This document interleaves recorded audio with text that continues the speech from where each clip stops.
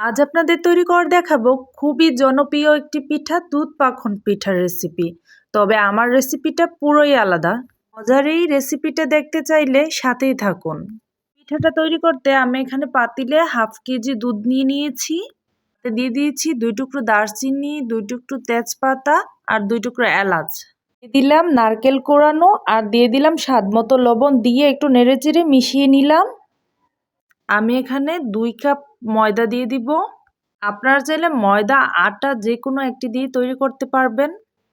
এবার ময়দাটাকে দিয়ে আমি কিছুক্ষণ ঢাকনা দিয়ে রেখে দিব যেন এটা সিদ্ধ হয়ে আসে।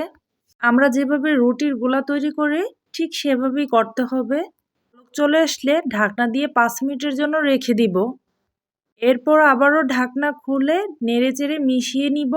মিশিয়ে আবারও ঢাকনা দিয়ে রেখে দিব 5 মিনিটের জন্য।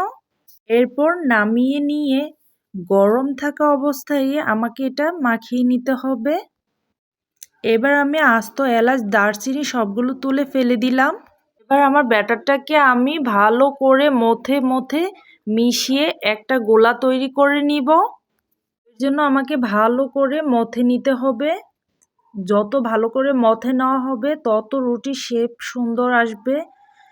তাই আমি ভালো করে মথে এটা একটা গোলা তৈরি করে নিলাম। দেখতেই পাচ্ছেন কিভাবে করে নিচ্ছি, এভাবে করে নিবেন। তো আমার গোলাটা তৈরি করা হয়ে গেছে। এবার একটা বাটিতে আমি কিছুটা পরিমাণ সয়াবিন তেল নিয়ে নিয়েছি। নরমালি যেভাবে আমরা রুটি বেলে থাকি ঠিক সেভাবেই একটু ভারী করে আমরা বেলে নিব।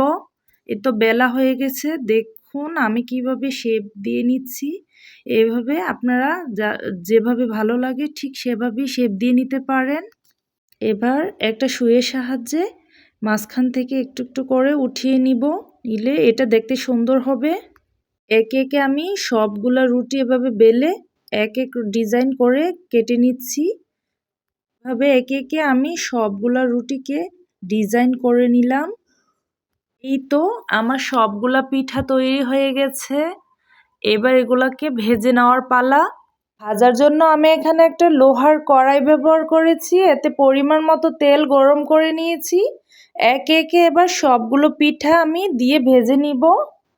এই তো আমার পিঠাগুলো ভাজা হয়ে গেছে। এবার আমি সবগুলোকে উঠিয়ে নিলাম। আর দ্বিতীয় ধাপে আমি একটা হাঁড়িতে চিনি দিয়ে দিয়েছি এলাচ, দারচিনি, তেজপাতা দিয়ে পরিমাণ মতো পানি দিয়ে একটা শিরা তৈরি করে নিলাম। একে সবগুলো পিঠা আমি শিরাতে চুবিয়ে নিব। তুলে নিলাম। এই তো তৈরি হয়ে গেল আমার দুধ পাকন পিঠার রেসিপিটি।